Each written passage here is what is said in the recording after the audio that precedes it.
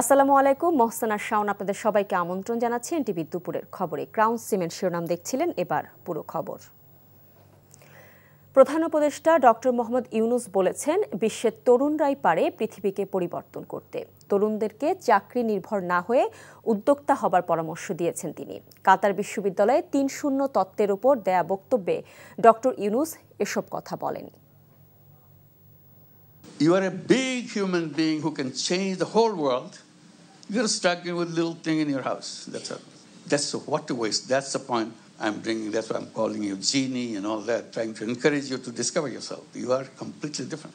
And then it's a job. It's not the destination of human being. It's a wrong thing. It's a legacy of slavery. It's another form of slavery.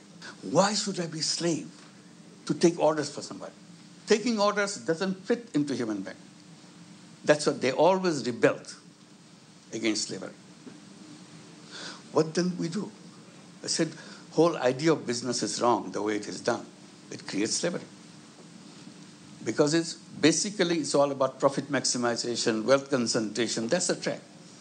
I think all you have to do, shift it. Just one simple shift, everything can change. যেসব ব্যবসায়ী প্রতিষ্ঠান স্বৈরাচার হাসিনাকে প্রকাশ্যে গণহত্যায় সহায়তা করেছে তারা ধরা ছোঁয়ার বাইরে বলে অভিযোগ করেছেন বিএনপির সিনিয়র যুগ্ম মহাসচিব রুহুল কবির রিজভী। দলের নয়াপল্টনে এক সংবাদ সম্মেলনে তিনি বলেন, হাটবাজার সহ সর্বত্র স্বৈরাচার হাসিনাকে সহায়তা করা সবাই বহাল তবিয়তে রয়েছে। তিনি বলেন, ঢাকা সহ দেশের বিভিন্ন এলাকায় পতিত স্বৈরাচারের স্বর উঁচু হচ্ছে। শেখ হাসিনা তাদের পাচার করা অর্থ দিয়ে দেশকে অস্থিতিশীল করতে চায়। প্রশাসনের রন্ধ্রে রন্ধ্রে থাকা পতিত স্বৈরাচারের দোসরদের সহযোগিতায় রাস্তায় নামছে পতিত ফ্যাসিস্টরা। স্বরাষ্ট্র মন্ত্রণালয়ের নীরবতাকেও দুষেছেন রিজভী।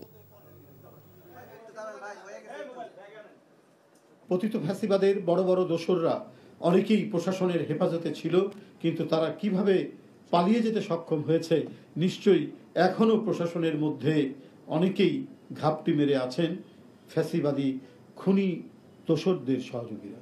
হাসিনার গণহত্যাকারী বাহিনীর নেতারা দীর্ঘ 15.5 বছরের ভয়াবহ অপশাসনের জন্য ক্ষমা চাও তো দূরে থাক, উল্টো আদালতে হুমকি দামকি দিচ্ছেন। হাজারো শহীদের রক্তের উপর দাঁড়িয়ে আরো বড় ফ্যাসিস্ট হয়ে ফিরে আসার হুমকি দিচ্ছে। ঐক্যমত্য কমিশনের সংস্কার সুপারিশের জন্য নির্বাচন কমিশন অপেক্ষা করবে না জানিয়ে প্রধান নির্বাচন কমিশনার এএমএম নাসির উদ্দিন বলেছেন, সুষ্ঠু নির্বাচনের জন্য ইসির এখতিয়ারের মধ্যে যা যা পরিবর্তন করা যাবে সেগুলো করা হবে। রাজধানীর আগারগাঁওয়ে নির্বাচন কমিশন ভবনে অস্ট্রেলিয়ান হাই কমিশনের সাথে বৈঠক শেষে সাংবাদিকদের এসব কথা বলেন প্রধান নির্বাচন কমিশনার এএমএম নাসির উদ্দিন বলেন, কমিশনের এখতিয়ারের মধ্যে থেকে পরিবর্তনের লক্ষ্য নিয়েই নির্বাচনের প্রস্তুতি নেওয়া হচ্ছে। এ সময় অস্ট্রেলিয়ান হাই কমিশনার উসান রাইল বলেন, অবাধ ও সুষ্ঠু নির্বাচন আয়োজনে বাংলাদেশের পাশে থাকবে তার দেশ।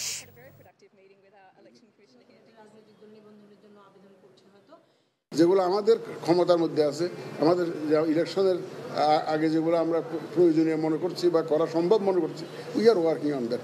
প্রয়োজনীয় যত কাজকর্ম আছে ইলেকশনের জন্য সেগুলো আমরা করার জন্য উদ্যোগ নিয়েছি এবং we are seriously working on those areas. মিরপুরের রূপনগর আবাসিক এলাকার বিভিন্ন গলিতে অবৈধভাবে নির্মিত পকেট গেট উচ্ছেদে অভিযান চালিয়েছে ঢাকা উত্তর সিটি কর্পোরেশন। দুপুরে নির্বাহী ম্যাজিস্ট্রেট জিয়াউর রহমানের নেতৃত্বে এই অভিযান চালায় ডিএনসিসি। বাড়ির মালিক সমিতি অবৈধভাবে বানানো এসব গেট উচ্ছেদ করা হয়। এ সময় এলাকাবাসী বলেন, পকেট গেটগুলো রাত 10টার মধ্যেই বন্ধ করে দেওয়া হয়। এতে আবাসিক এলাকায় থাকা ভাড়াটিয়ারা রাতে বাসা বাড়িতে ঢোকার সময় ভোগান্তিতে পড়েন। তাই পকেট গেটগুলো ভাঙার উদ্যোগকে স্বাগত জানান বাসিন্দারা। এদিকে সিটি কর্পোরেশনের পক্ষ থেকে জানানো হয়, গলির গেটগুলো অনুমোদনহীন এবং অবৈধ। মানুষের স্বাভাবিক চলাচলে বাধা সৃষ্টি করে এমন স্থাপনা উচ্ছেদে অভিযান চলমান থাকবে। স্থগিত করা হয়েছে চলতি বছরে অনুষ্ঠিতব্য সাফ চ্যাম্পিয়নশিপ। আগামী বছর এই প্রতিযোগিতার আয়োজন করা হবে। এক সংবাদ বিজ্ঞপ্তিতে বিষয়টি জানিয়েছে দক্ষিণ এশিয়ার ফুটবলের অভিভাবক সংস্থা সাফ। আগামী জুন জুলাইয়ে শ্রীলঙ্কায় বসার কথা ছিল দক্ষিণ এশিয়ার বিশ্বকাপ খ্যাত সাফের 15তম আসর, কিন্তু চলতি বছর টুর্নামেন্টটি আর আয়োজন করা হচ্ছে না। আগামী বছর বিশ্বকাপ ফুটবল রয়েছে।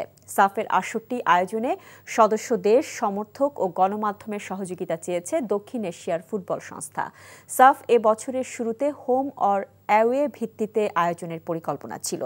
মার্কেটিং পার্টনার স্পোর্টস 5ও এতে সম্মত ছিল, পরবর্তীতে সেই সিদ্ধান্ত থেকে সরে আসে। এই ছিল দুপুরের খবরে। এই খবরের ভিডিও সহ আপডেট জানতে ভিজিট করুন এনটিভি অনলাইন www.ntvbd.com। এছাড়াও এনটিভি জনপ্রিয় সব অনুষ্ঠান ও খবরের আপডেট জানতে ভিজিট করুন আমাদের ইউটিউব ও ভেরিফাইড ফেসবুক পেজ। 5টায় দেশের খবর দেখার আমন্ত্রণ রইল। এতক্ষণ সাথে থাকার জন্য সবাইকে ধন্যবাদ।